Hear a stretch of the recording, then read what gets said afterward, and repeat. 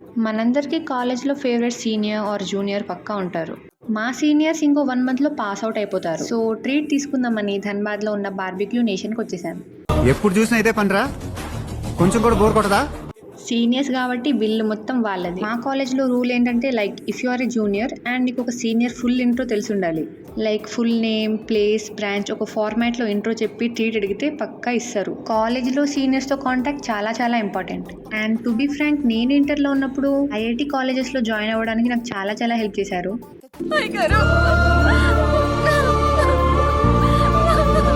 మా కాలేజ్‌లో సీనియర్స్‌ని sir, ma'am అని పిలవాలి. And it has a valid reason. Like మనకు కంపెనీలో జాబ్ వచ్చాక మన హెచ్ఆర్ మేనేజర్‌ని అన్న, అక్క అని పిలవం కదా! సార్, మ్యామ్ అని పిలుస్తాం. సో, ఆ ఎన్వైర్న్‌మెంట్ క్రియేట్ అవ్వడానికి.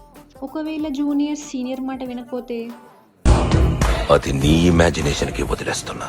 జోక్‌లే అలా ఏం ఉండదు. కూర్చోబెట్టి చెప్తారంతే. ఫస్ట్ ఇయర్ నుంచి ఫైనల్ ఇయర్ దాకా ఎన్ని గొడవలైనా లాస్ట్‌కి మాత్రం అందరూ కలిసిపోతారు. ఆ బాండ్‌లో మ్యాజిక్ అలాంటిది మరి. ఇంకా మా సీనియర్ మ్యామ్ విషయానికొస్తే నన్ను ఈ 3 ఇయర్స్‌లో ఒక్క మాట అన్నది లేదు. ఇంకా నేను ఏ మిడ్‌నైట్ మెసేజ్ పెట్టినా, మ్యామ్ పీడీఎఫ్ పంపండి, మ్యామ్ సిలబస్ చెప్పండి, మ్యామ్ అర్థం కావట్లేదు, గొడవైంది అది ఇది అని ఏం చెప్పినా ప్రతిసారి సపోర్ట్ చేశారు. సో, మ్యామ్ లాగా ఉండాలని నేను కూడా మా జూనియర్స్‌కి కోప్పడకుండా బానే హెల్ప్ చేస్తా. అబ్బా చెప్పుండ్రా అంటే చెప్తారు గింత పొడు.